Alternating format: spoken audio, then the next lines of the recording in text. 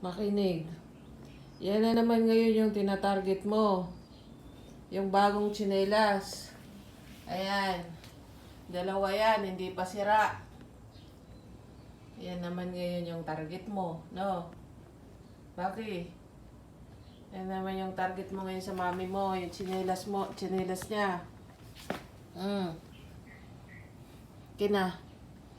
Kina yung tsinelas na yan. Bibirahan mo na naman yan eh.